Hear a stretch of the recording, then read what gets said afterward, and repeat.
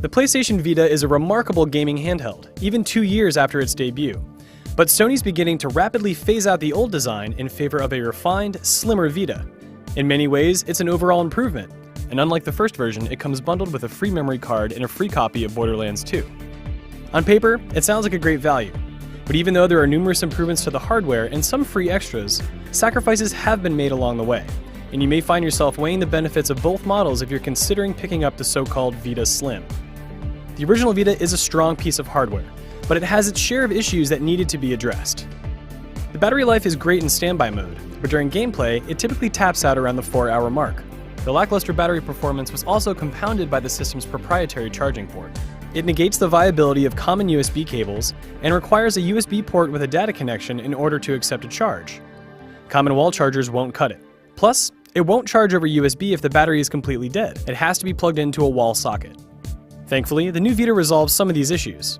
You no longer need a special Vita-only cable with the new micro USB port, and you don't need to rely on finicky port restrictions either. Plus, the battery in the new Vita is reported to last longer despite having the same battery capacity.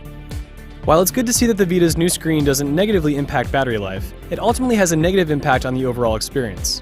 The most notable difference of the new Vita is the use of an LCD panel versus the old OLED panel used in the original. Sure, LCD panels are cheaper to produce, which allows Sony to shave off a few dollars from the Vita price tag. But with the persistent backlight, colors look washed out on the LCD panel compared to the old version. If you've used the original Vita in any capacity, you know how impressive the OLED display can be. And the moment you look at the new one in action, you instantly recognize that it fails to produce images that are as crisp or vibrant.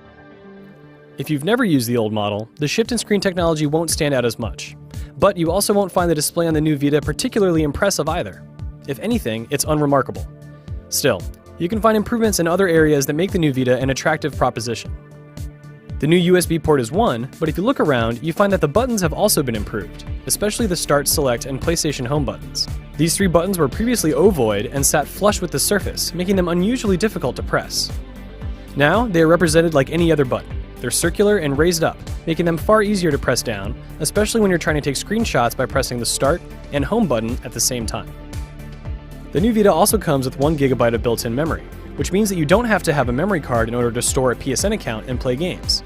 But oddly, you can't use the internal storage and the included 8 GB memory card at the same time. Finally, the new Vita is slimmer and lighter than the old model. When viewed head-on, the two versions appear to have similar dimensions, but angle the system and you'll notice that the new model is 20% slimmer. It's less bulky overall, and it weighs 15% less than the original Vita model. There's no getting around the fact that the new Vita has an inferior screen compared to its predecessor, but it's easy to appreciate the reduction in size, weight, and price. Plus, the changes made to the USB port and the buttons make it a much friendlier system to use overall. Even though they won't look as good, the same games that worked on the old Vita worked on the new model, so at the end of the day, it's worth considering for all of its advantages.